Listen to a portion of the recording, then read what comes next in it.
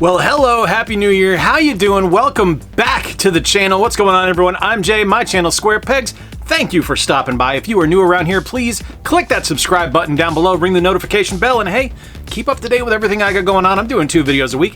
I cover the best in retro and modern gaming, and today we're looking at our January shipment from Video Games Monthly. That's right, my friends from Video Games Monthly right up the road here in Michigan have sent me the January box. I've got the 4-up subscription. I get 4 games every month at least. Sometimes I do get extras from their 1-up cards.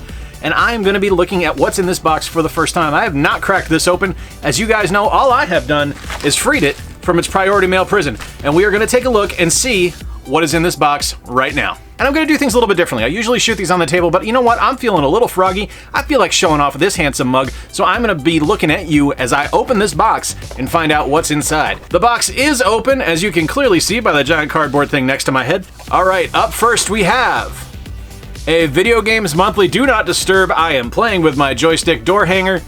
Sponsors are gonna love that phrasing. All right, next up we have our social card from Video Games Monthly, and what this means is if you get a subscription and you post this on social media, you have a chance of winning up to 3 free games, which is pretty awesome.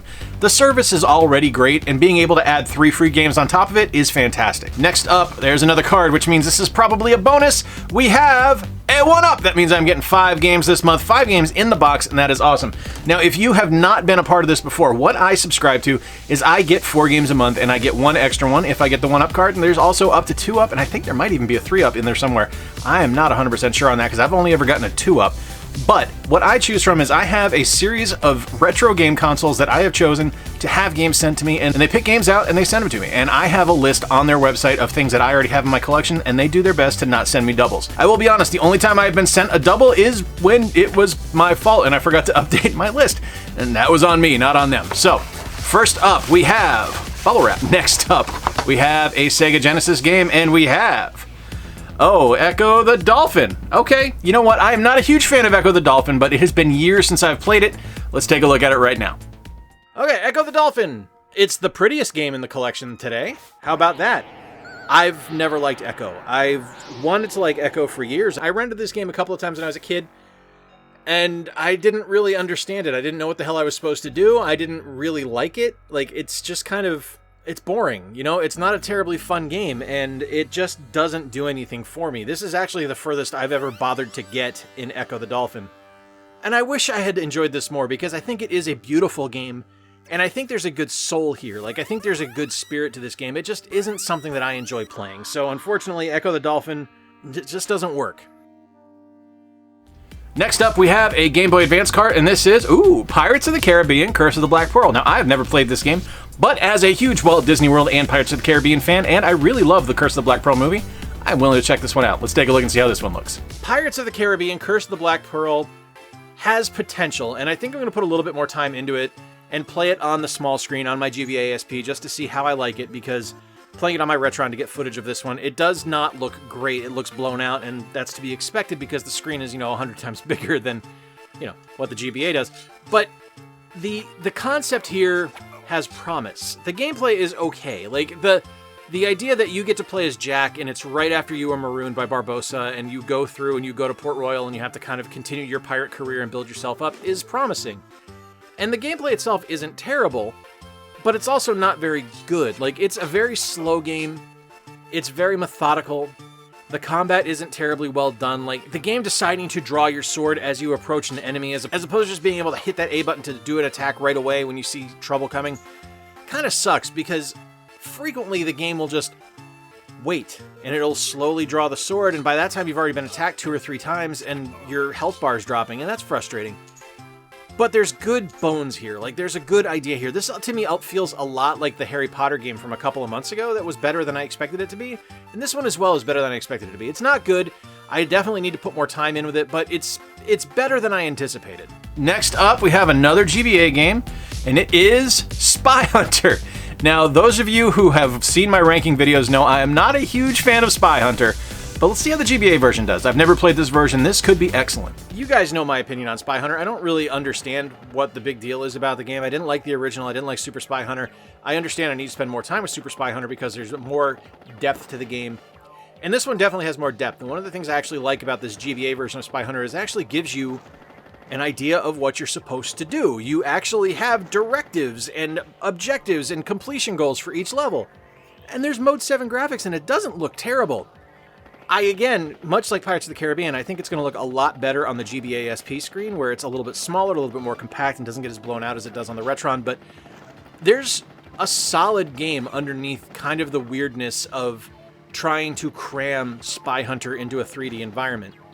I think there's a lot of promise here. I actually really enjoyed my time playing this one. It was a lot more fun than I anticipated, and I think it's a pretty solid game.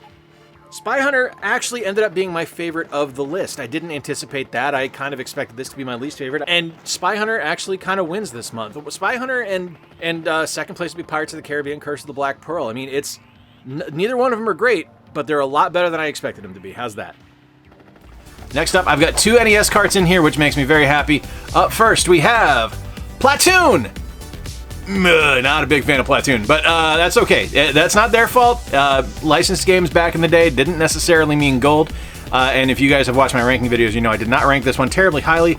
But, you know, a lot of people get annoyed with this when they buy games. I actually kind of like it when there's writing on them. I like knowing the history of where the game has been. And this was loved by someone at some point. And this was loved by... It looks like it says Julius Patino, but I don't know if it was actually Julius Patino. Let's take a look at Platoon and I'll let you know what I think about it. Okay, so if you recently watched my Sunsoft ranking video where I ranked every game on the NES that Sunsoft had made, you know my opinion on Platoon.